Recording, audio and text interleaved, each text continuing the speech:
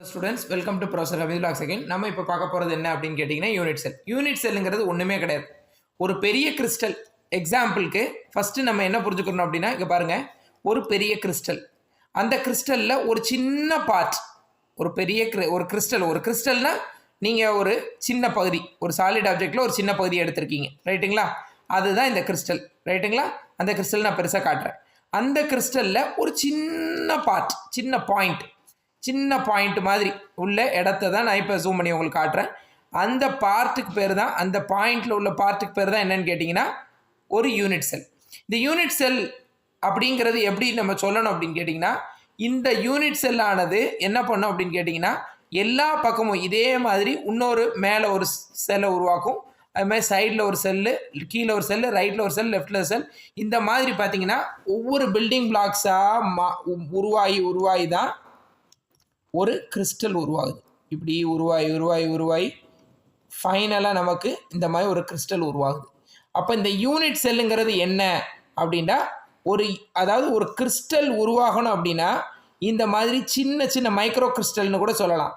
இந்த மாதிரி சின்ன மைக்ரோ கிறிஸ்டல்ஸ் உருவாகி தான் ஒரு பெரிய ஒரு கிறிஸ்டல் உருவாகுது.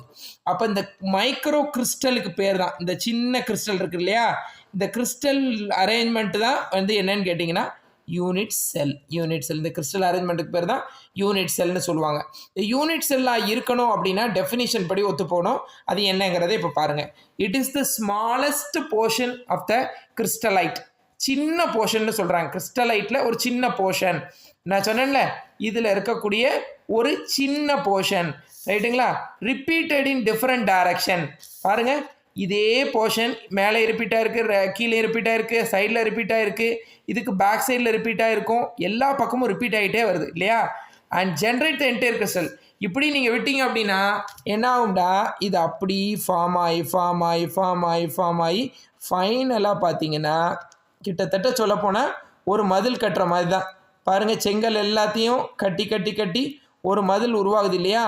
இந்த மாதிரி உருவாகிறதுக்கு பேர் தான், இந்த மாதிரி ஒவ்வொரு மைக்ரோ கிறிஸ்டலுக்கு பேர் தான் என்னது, யூனிட் செல். இப்படி உருவாகி ஃபைனலாக என்ன பண்ணோம், ஒரு கிறிஸ்டலை உருவாக்கும் அப்படிங்கிறாங்க. அதுக்கு பேர் தான் unit cell. So this is what the unit cell concept.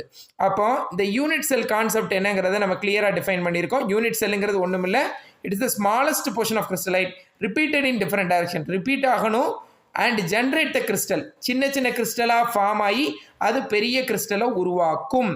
அதுக்கு பேர் தான் என்னது, அதில் ஒரு சின்ன கிறிஸ்டலாக முதல்ல ஃபார்ம் ஆகுது இல்லையா, அதில் ஒரு சின்ன கிறிஸ்டலுக்கு பேர் தான் என்னது, யூனிட் செல்.